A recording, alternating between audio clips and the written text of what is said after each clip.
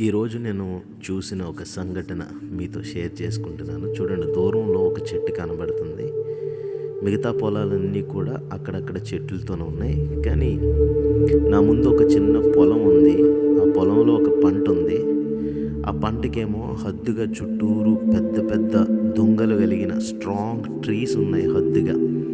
ఈ సందర్భం, ఈ సన్నివేశం చూస్తూ ఉంటే నాకేమనిపించిందంటే, మధ్యలో ఉన్న పొలమేమో దేవుని యొక్క పంట, దేవుని యొక్క సంఘం. అదే పొలంలో ఎదిగిన దొంగల వలె ఉన్నతంగా బలంగా ఎదిగిన ఈ చెట్లన్నీ కూడా ఆధ్యాత్మిక జీవితంలో లోతులు, విస్తారమైన అనుభవాలు కలిగినటువంటి బిడ్డలు.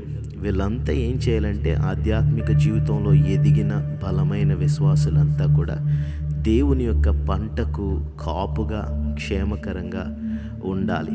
మనం ఆ విధంగా ఉండగలుగుతున్నామా లేదా అన్నది కూడా పరీక్షించుకోవటం మనకి ఎంతైనా దీవెనకరం. మిగతా పొలాలకు లేని అనుభవం ఈ ఒక్క పొలానికే ఉండటం చాలా సంతోషాన్ని అనిపించింది. నా సంఘం, మన సంఘం కూడా ఇలా ఉంటే బాగుండు కదా.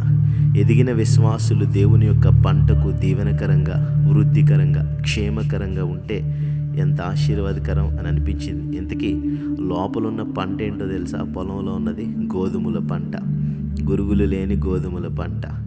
ఆ విధంగా మన సంఘాలు ఉండినట్లుగా ప్రభు కృప చూపించునుగాక. ఆమేన్.